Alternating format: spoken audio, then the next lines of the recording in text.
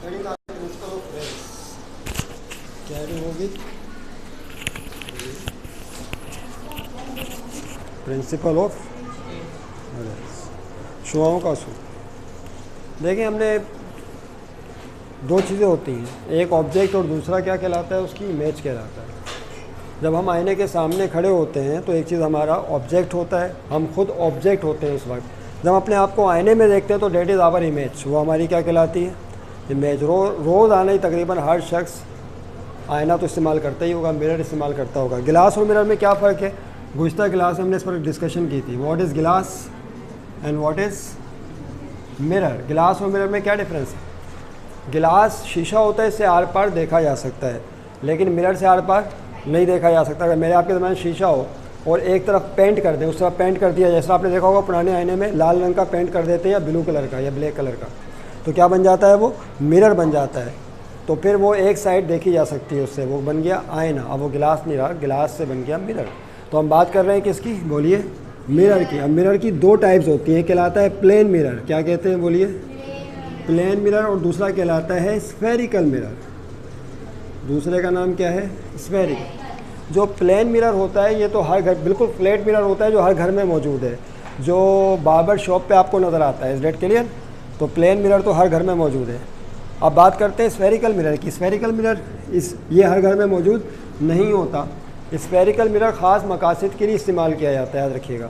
Spherical mirror बिल्कुल flat नहीं होता, बल्कि कर्व्ड होता है। कैसी सतह होती है उसकी? बिल्कुल कर्व्ड। यानी वो अगर फ़र्ज़ कर लें आपके पास कोई होलो गिलास स्फीयर हो, यानी फुटबॉल हो लेकिन ये शीशे की बनी हुई हो, किसकी हो? होलो स्फीयर हो। ऐसा फुटबॉल होती है लेदर की बनी हुई, ये किसकी बनी हुई हो? शीशे की, अंदर से खोखली है। आप ये पीस काट के अलग कर लें, जब इस पीस को काट के अलग करेंगे तो ये कौन है, गिलास है या मिरर है? बोलिए, ये गिलास है या मिरर है? ये गिलास स्फीयर का टुकड़ा है, तो ज़ाहिर है आपने अभी पेंट नहीं किया तो ये क्या कहलाएगा? गिलास कहलाएगा। लेकिन अब दो सूरतें इसको मिरर बनाने की। एक सूरत ये है कि इसके बाहर पॉलिश कर, वो पेंट कर दिया जाए, और दूसरी सूरत क्या है, इसके अंदर की तरफ पेंट कर दें। अगर तो आप इसके बाहर की तरफ पेंट कर दें तो आप ये मिरर बन जाएगा, लेकिन इसको बोलेंगे कॉनकेव मिरर। क्या कहा कहलाएगा ये? बोलिए, कॉनकेव। और अगर इसके फ़र्ज़ कर लें हम अंदरूनी जानिब पेंट कर दें और बाहर की सतह चमकदार हो, आईने के तौर पे काम करे, तो फिर इसे कहते हैं कॉन्वेक्स मिरर। क्या कहते हैं? बोलिए, कॉन्वेक्स मिरर। गुज़श्ता वीडियो, दो वीडियोस के अंदर हमने इस पर तफसील से गुफ्तगू कर ली है। बात को आज हमें आगे बढ़ाना था कि जो स्फेरिकल मिरर यानी कॉनकेव मिरर होता है उसमें प्रिंसिपल ऑफ रेस क्या है, या कॉन्वेक्स मिरर में प्रिंसिपल ऑफ रेस क्या है, शुआओं का असूल क्या है, वो डिस्कस करेंगे। हेडिंग डाल लें, प्रिंसिपल ऑफ रेस। ये हल्का सा रिव्यू था पुरानी क्लास का।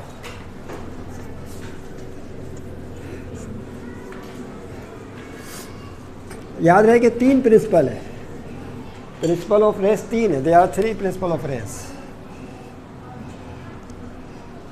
There are three principle of rays. शुआओं के तीन असूल। कितने असूल हैं शुआओं के? तीन। प्रिंसिपल नंबर वन, पहला असूल, रूल नंबर वन। आप इसको रूल भी कह सकते हैं, या तीन रूल हैं, या तीन असूल हैं, या तीन रूल हैं की बात है। देखिए, आप मिरर बनाइए, कॉनकेव मिरर आपने बनाया, फर्ज कर लें।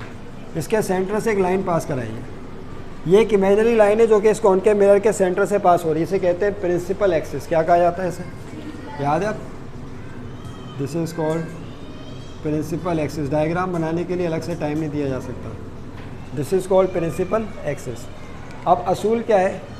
असूल ये है कि जब भी कोई रे ऑफ लाइट, अच्छा इससे पहले एक चीज़ और डिस्कस कर लें। उस्ता वीडियो में मैंने डिस्कस किया था कि जो कॉनकेव मिरर होता है या कॉन्वेक्स मिरर होता है या स्फेरिकल मिरर होता है, इसका एक फोकस होता है और एक सेंटर ऑफ कर्वेचर होता है। क्या?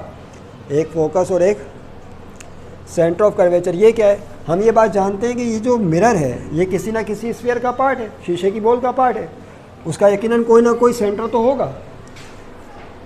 वो जो शीशे की बॉल है वो इस तरह से होगी ना भाई, समझे बात?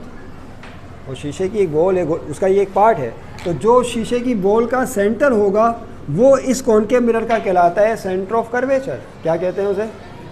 Centre of curvature. फिर से ये कॉनकेव मिरर जिस होलो ग्लास स्फीयर का पीस है, तो उस स्फीयर का जो सेंटर है that is called the centre of curvature of the mirror, वो इस मिरर का सेंटर ऑफ कर्वेचर कहलाता है। इसको 2f की अलामत से शो करते हैं, किससे? 2f से। अच्छा, ये मिरर का पोल कहलाता है, ये पोजीशन क्या कहलाती है? पोल। पोल और सेंटर ऑफ कर्वेचर के बिल्कुल बीचों बीच सेंटर में एक पॉइंट और होता है, इस पॉइंट को फोकस कहते हैं। क्या कहा जाता है? बोलिए, फोकस। तो ये 2 पॉइंट बड़े इंपॉर्टेंट है, इसको याद रखिएगा। फोकस पोल और 2f के बिल्कुल बीच में होता है, दिस इज कॉल्ड फोकस, और ये सेंटर ऑफ कर्वेचर कहलाता है। इनके नाम भी जहन नशीन कर लीजिए। अच्छा, अब रूल क्या कहता है? पहला रूल ये कहता है कि अगर कोई रे ऑफ लाइट इस प्रिंसिपल एक्सिस के पैरेलल आ रही हो, ठीक पैरेलल, किसके? प्रिंसिपल एक्सिस के पैरेलल आ रही हो, और जाके वो आईने से टकरा जाए, तो जब वो आईने से टकरा कर रिफ्लेक्ट होगी, तो रूल ये है कि वो हमेशा फोकस से पास होगी। किससे? फोकस से। यानी रिफ्लेक्ट बैक होने के बाद ये फोकस से पास होगी। Sir that clear? तो आपने प्रिंसिपल एक्सिस के पैरेलल रे बनानी है, उसको रिफ्लेक्ट करके फोकस से पास कराना है। इसके लिए आप स्केल इस्तेमाल कर सकते हैं। ओके, बना लीजिए डायग्राम, और यहाँ पे रूल लिख लें।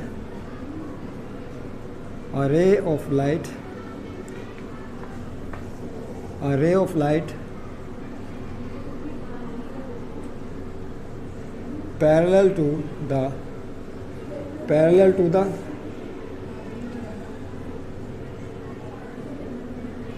principal axis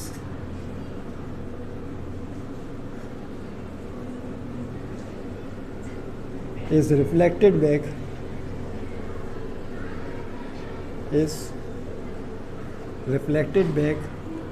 through the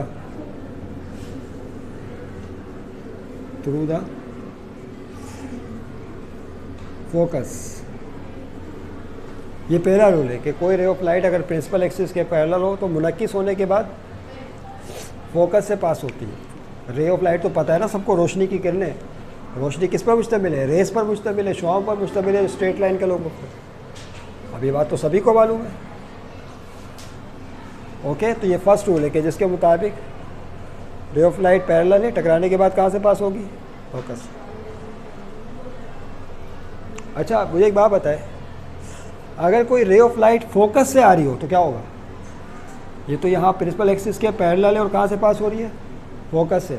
लेकिन कोई रोशनी की शुआ फोकस से आ रही हो, टकराने के बाद क्या होना चाहिए? That becomes parallel with the principal axis, यानी इसी का उल्टा अमल हो जाएगा।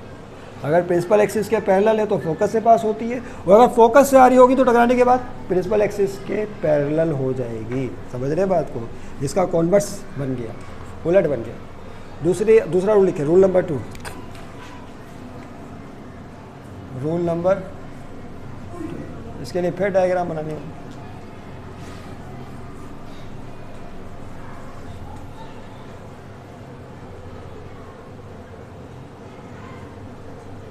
तो ये फिर आप मिरर बनाइए, कॉनकेव मिरर ही बना लें। फिर आपने 2 पॉइंट लेने, वही कौन से वाले? फोकस वाला और दूसरा 2f वाला, उतने ही फासले पर। पोल से फासला था फोकस का, उतने ही फासले पर 2f। ये सेंटर ऑफ कर्वेचर कहलाता है, ये फोकस कहलाता है, ये प्रिंसिपल एक्सिस कहलाती है लाइन।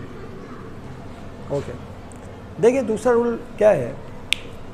दूसरा रूल ये है कि अगर कोई रे ऑफ लाइट सीधी आए और आने के बाद वो टकराए सेंटर ऑफ द मिरर से, किसे? सेंटर ऑफ मिरर से टकराए। और करें, ये रे ऑफ लाइट आ रही है और सेंटर ऑफ मिरर से टकरा रही है। ये है उल्टा एरो बना दिया। क्या कहते हैं इसे? Incident ray. याद है आपने law of reflection of light पढ़ा था हम लोगों ने? यहाँ पर एक एंगल बनता है, इस एंगल को क्या कहा था हम लोगों ने? याद है किसी को? Angle of incidence. क्या कहलाता है? Angle of incidence. तो जब कोई रे ऑफ लाइट बिल्कुल ठीक सेंटर से टकरा कर रिफ्लेक्ट होती है, तो जो एंगल ऑफ इंसिडेंस होगा, तो रिफ्लेक्ट होने के बाद जो उसका एंगल ऑफ रिफ्लेक्शन होगा वो भी सेम वही होगा। यानी इस तरह से बनेगा, तवज्जो रहे। यहाँ पे फिर एक एंगल और बनेगा। इस एंगल को हमने क्या कहा था? याद करें, रिफ्लेक्ट हो गए रे, इसे कहा था एंगल ऑफ रिफ्लेक्शन। क्या कहते हैं? बोलिए। तो एक एंगल ऑफ इंसिडेंस कहलाता है, दूसरा एंगल ऑफ रिफ्लेक्शन। तो जब कोई रे ऑफ लाइट किसी सेंटर ऑफ द मिरर से स्ट्राइक करती है, तो रिफ्लेक्ट बैक होने के बाद उसी एंगल से रिफ्लेक्ट होती है जिस एंगल से टकराती है। एंगल ऑफ इंसिडेंस और एंगल ऑफ रिफ्लेक्शन दोनों बराबर होते हैं। रूल नंबर 2 है ये। रूल नंबर 2 में लिखे, a ray of light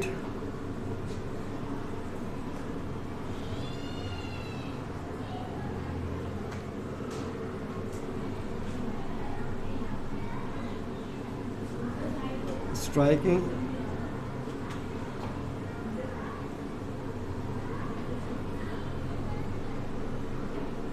at the center of mirror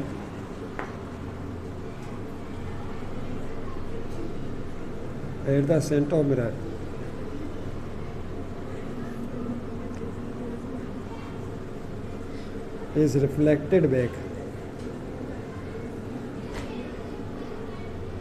back as angle of incidence is equal to angle of reflection. ये इसी तरह लिख लें यहाँ पे से, angle I is equal to angle R के बराबर हो। ये एंगल बता दी यहाँ पे, ये एंगल और ये एंगल दोनों बराबर हो।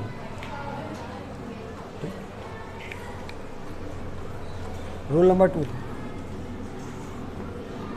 रूल नंबर 3,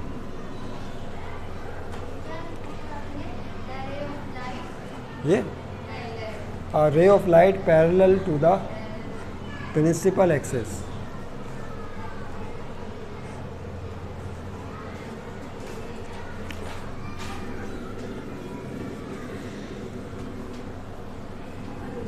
रूल नंबर 3,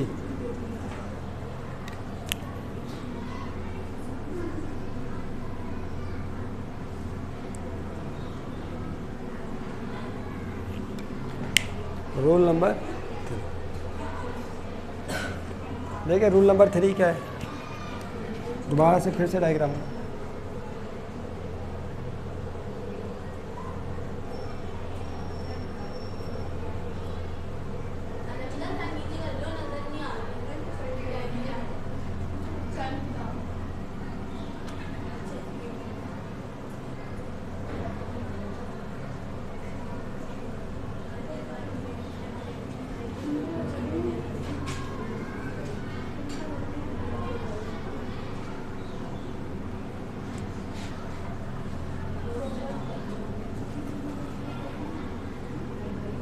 ये देखिए रूल नंबर 3 क्या है, क्या कोई रे ऑफ लाइट फर्ज कर ले 2f से आ रही हो।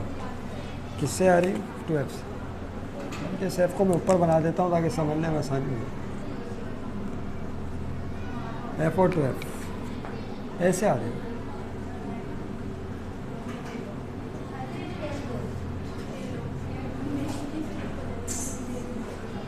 स्केल चाहिए यहाँ पे, सही स्केल होना चाहिए आपके पास। देखिए रे ऑफ लाइट सीधी आ रही है 2f से, किसके थ्रू आ रही है? तो जब कोई रोशनी की शुआ सेंटर ऑफ कर्वेचर से होती हुई आती है तो आईने से टकराने के बाद, स्फेरिकल मिरर से टकराने के बाद दोबारा उसी रास्ते से पलट जाती है। जिस रास्ते से आती है उसी रास्ते से चली जाती है, यानी जो आने का रास्ता है वही वापस जाने का रास्ता है। तो ये तीसरा रूल है, लिखें a ray of light through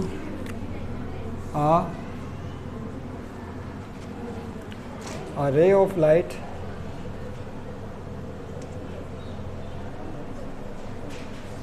through the center of curvature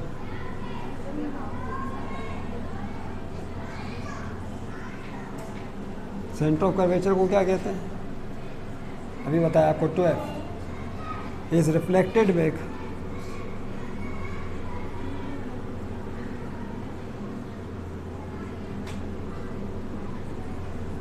through the same path. Along लिख लें, ज़्यादा बेहतर है, along the same path.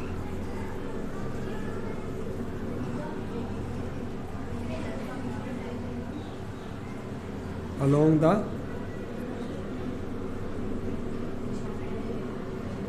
Same path. तो 3 रूल हमने क्या पढ़े कि स्फेरिकल मिरर से यानी कॉनकेव मिरर से जब रे ऑफ लाइट टकराने के बाद जो रास्ता अपनाती है उसके 3 रूल पढ़े हमने। पहला रूल क्या था बताइए? क्या कोई ray of light principal axis के पैरेलल है तो रिफ्लेक्ट होने के बाद फोकस से पास होगी, और फोकस से आ रही है तो फिर प्रिंसिपल एक्सिस के पैरेलल हो जाएगी। रूल नंबर 2 क्या पढ़ा कि जिस एंगल से टकराएगी उसी एंगल ऑफ रिफ्लेक्शन से, यानी एंगल ऑफ इंसिडेंस और एंगल ऑफ रिफ्लेक्शन दोनों सेम होंगे। ये दूसरा रूल पढ़ा, बशर्ते कि रे of light centre of the mirror से रिफ्लेक्ट बैक हो।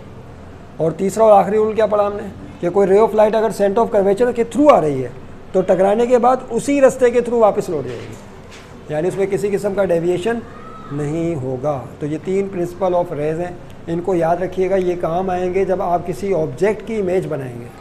किसी ऑब्जेक्ट की इमेज बनाने के लिए आईने से कितनी दूरी पर बनेगी, कहाँ बनेगी, उसके लिए हमें रेज ऑफ लाइट की ज़रूरत पड़ेगी और ये तीनों रूल्स हमें मालूम होने चाहिए, तब जाके हम इमेज फॉर्म कर सकते हैं। Is that clear? और किसी भी ऑब्जेक्ट की इमेज को हासिल करने के लिए कम से कम 2 रेज चाहिए होती हैं। कितनी? क्योंकि ये ऑब्जेक्ट है, इससे बहुत सारी रोशनी किरणें रिफ्लेक्ट हो रही हैं, तो इसकी इमेज आईने में देखने के लिए कम से कम 2 शुआओं की ज़रूरत होती है। रिफ्लेक्ट होने के बाद, आईने से रिफ्लेक्ट होने के बाद वो दोनों शुआएँ जिस मकाम पर मीट करती हैं, मिलती हैं, वहाँ पर इमेज बनती है। वहाँ क्या बनती है? इमेज बनती है। ओके, तो नेक्स्ट वीडियो में या नेक्स्ट क्लास में हम डिस्कस करेंगे कि कॉनकेव मिरर से इमेज किस तरह से फॉर्म होती है। ओके।